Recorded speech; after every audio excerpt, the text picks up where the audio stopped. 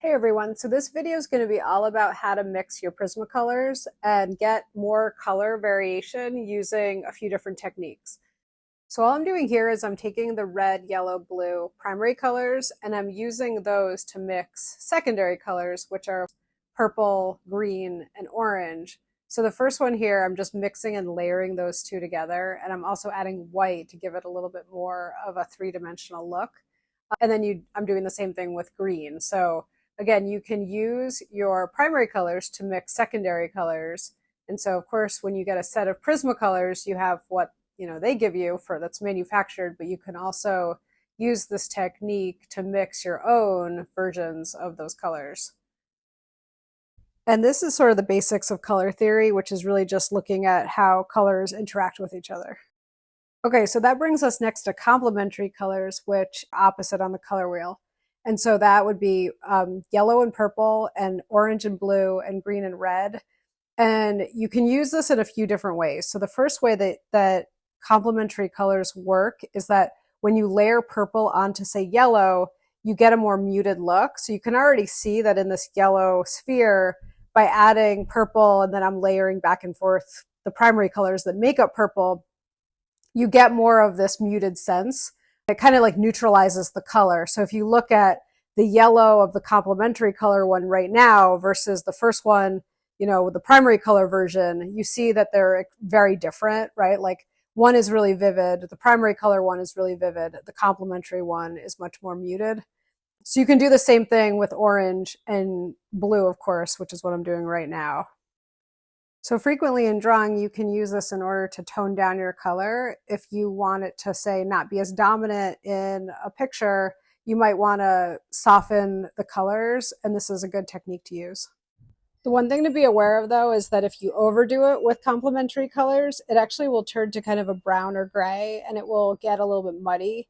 So you want to use this sort of sparingly and experiment, but if you overdo it, you'll notice that your colors start to get kind of muddy. And now I'm just going to show you the same thing, but with red and green.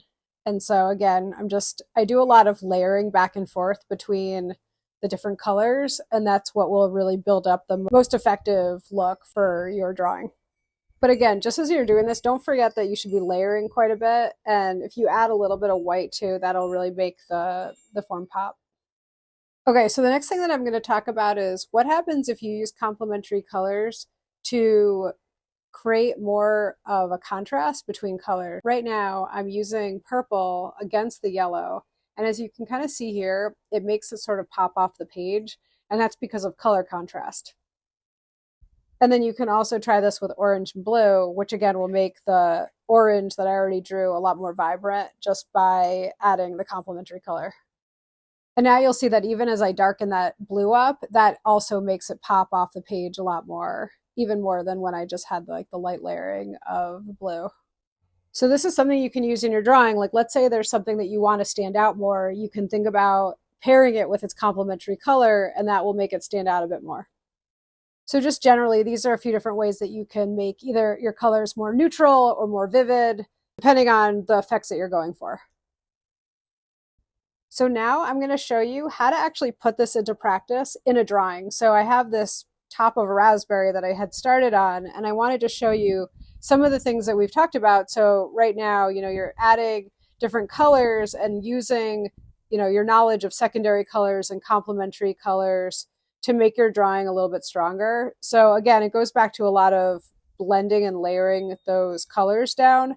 But as you can kind of see, I'm using colors like that are analogous, that are next to each other on the color wheel. I'm using complementary color with the green and adding the green and layering that into it to integrate it into the shape or the form so that, it doesn't look as sudden. So if you use complementary colors like this, you don't want it to be really sudden. You want it to be integrated into the form where it'll serve the purpose that you're going for.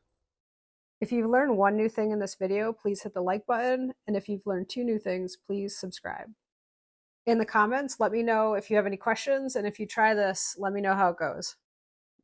So one of the things I'm really working on here is having a lot of contrast. And if you are interested in learning more how to work on contrast, my drawing where I work on a marble, which is also on this page, in another video is a really good tutorial on how to do that well. So I'll link in the description to that video if you want to check that out. As always, thanks for joining, and I'll see you next time.